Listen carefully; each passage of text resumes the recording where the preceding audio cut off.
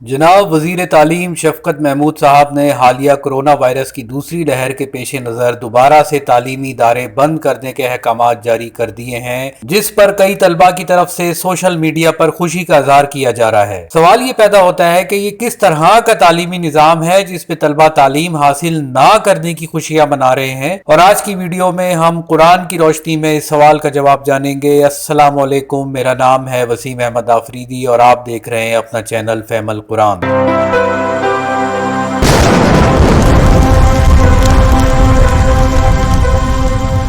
पाकिस्तान में मौजूदा राइजुल वक्त तालीमी निज़ाम चूंकि अंग्रेज ने बनाया था ताकि उसे अपने लिए कुछ लोकल वर्कर्स मिल जाएं, इसलिए इस निज़ाम का बुनियादी मकसद इल्म का हसूल कभी भी ना रहा, बल्कि आज तक हम कुछ वर्कर्स ही बना रहे हैं। नीज इस निज़ाम तालीम की जड़ें सिर्फ हाफजे की बुनियाद पर रखी गई हैं ताकि तालिब इल्म अपना कोर्स रट कर इम्तिहान पास कर ले और ना उनका दिमाग खुले और ना ही उनमें अलावा कोर्स की किताबों से हटकर इल्म की तरफ रग़बत हो। इंसानी हाफजे की साइंस अल्लाह ताला ने सूरह अल-मोमिनून की आयत नंबर 112-113 में इस तरह से वाज़े की, यानी इंसानी हाफजे की एक लिमिट है जिसमें जरूरत से ज्यादा मवाद आ ही नहीं सकता, और अगर इंसानी हाफजे पर जरूरत से ज्यादा बोझ डाला जाए तो तालिब इल्म लाजमी तौर पर ज़हनी दबाव का शिकार हो जाएगा। और यही वजह है कि तालीमी इदारे बंद होने पर तालिब इल्म अपने आप को हल्का फुल्का महसूस करते हुए उस ज़हनी दबाव से बाहर निकल आए और अब खुशियां मना रहे हैं। बिल्कुल यही हाल हमारे मुल्क के मदरसा सिस्टम का है, जिसमें हाफजे की बुनियाद पर कुरान या फिर कुछ शरई या फक़ही मसाइल वगैरह हिफ्ज़ तो करवा दिए जाते हैं, लेकिन कुरान में गौर फिक्र करना, खुशनास बनना, इल्म की तरफ रग़बत करना मदरसा सिस्टम में भी मफतूद है। बात यहीं पर ही खत्म नहीं हो जाती, बल्कि इस निज़ाम में शऊर और इखलाकियात बतौर सब्जेक्ट ना होने के सबब स्कूल, कॉलेज, यूनिवर्सिटी और मदरसों तक में इनवाओ इक़साम की इंतहा दर्जे की गैर इखलाकी सरगर्मियां अरूज पर हैं,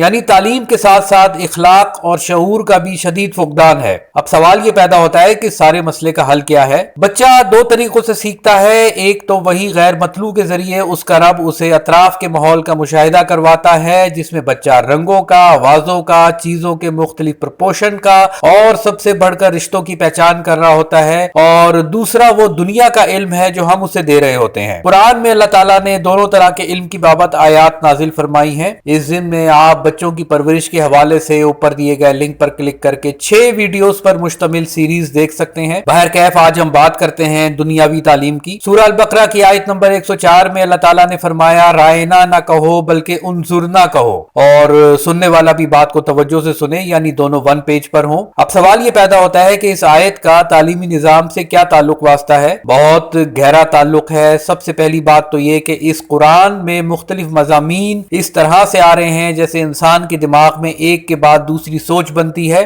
और ये आयत भी इसी सीक्वेंस का हिस्सा है। फिलहाल हम इसकी तफसील में नहीं जाते, बल्कि अभी सिर्फ निजाम तालीम पर फोकस करते हैं। बहरहाल दूसरी बात यह कि इस कुरान में अल्लाह ताला ने हमें सिस्टम बनाकर नहीं दिए, बल्कि किसी भी सिस्टम को बनाने की बुनियाद फराहम की है, और यह आयत किसी भी मुल्क के तालीमी निजाम को बनाने की बुनियाद फराहम करती है। अगर हम इस आयत में गौर फिक्र करें तो अल्लाह ताला हमें ये बता रहे हैं कि हमें अपने बच्चों को बेहतरीन कम्युनिकेटर बनाने की जरूरत है, यानी हमारे बच्चे जो कुछ भी पढ़े लेकिन अपना मुद्दा मुकम्मल दुरुस्त तरीके से हर्फ बा हर्फ जामे तरीन अल्फाज इस्तेमाल करते हुए आगे पहुंचा सकें, क्योंकि इंसान के दिमाग में जो भी इल्म हो अगर वो उसे दुरुस्त तरीके से दूसरों तक पहुंचा ही नहीं सकता तो उस इल्म का कोई फायदा नहीं है। और इल्म भी इतना ही आगे पहुंचाया जाए जितना इंसान जानता है, जो वो नहीं जानता उस पर मजीद तहकीक की जरूरत है। बालफाज दीगर हमारे बच्चों की ऑप्टिमिस्टिक अप्रोच होनी चाहिए, क्योंकि दुनियावी तालीम मुकम्मल तौर पर डाटा बेस्ड होती है। हमारे बच्चे चाहे आर्ट्स पढ़े या साइंस,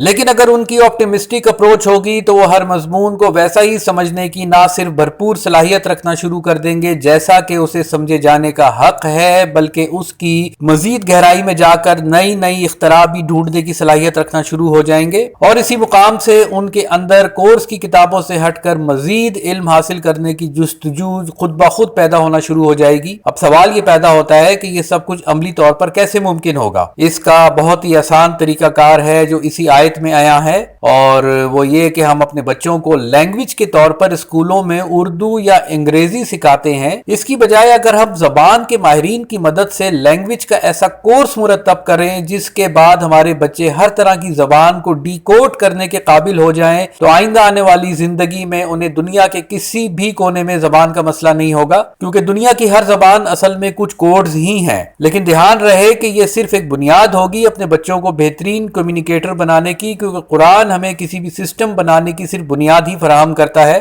بہرکیف جہاں تک دیگر مضامین کا تعلق ہے تو ڈی کوڈ کرنے کی صلاحیت کے سبب ہمارے بچے ہر مضمون میں موجود ڈیٹا کو بآسانی انالائز کرتے ہوئے ڈی کوڈ کرنے کے قابل ہو جائیں گے، یعنی یہ سبجیکٹ دراصل ایک اسکل ہوگی جو ہم اپنی آئندہ آنے والی نسلوں کو دیں گے، اور یوں بہت جلد وہ ہر طرح کے مضمون پر نہ صرف عبور حاصل کر لیں گے بلکہ اس میں مزید نئی دریافتیں کرنے کے قابل بھی ہو جائیں گے۔ بظاہر یہ سسٹم بنانا بہت مشکل نظر آتا ہے، جی ہاں، ابتدائی طور پر ماہرین کی ٹیم کو اس طرح کا سبجیکٹ بنانے میں مشکلات ہوں گی، لیکن ایک دفعہ اگر یہ سبجیکٹ اسکولوں میں رائج ہو گیا تو پھر بچوں کو اسے اپنے اندر اتارنے میں مطلق دشواری نہیں ہوگی، کیونکہ دھیان رہے کہ بچے کی ذہنی صلاحیتیں اور مشاہدے کی حس بہت تیز ہوتی ہے۔ بچہ پیدائشی طور پر ہر طرح کے ووکلز کو بولنے کی بھرپور صلاحیت رکھتا ہے۔ اب یہ اور بات ہے کہ وقت گزرنے کے ساتھ ساتھ وہ صرف ان ووکلز کو سیکھ لیتا ہے جو اس کی مادری زبان میں موجود ہوتے ہیں۔ مثال کے طور پر عربی میں حرف پے نہیں ہوتا ہے، اس لیے عربی لوگ پے کی بجائے بے بولتے ہیں، مثلا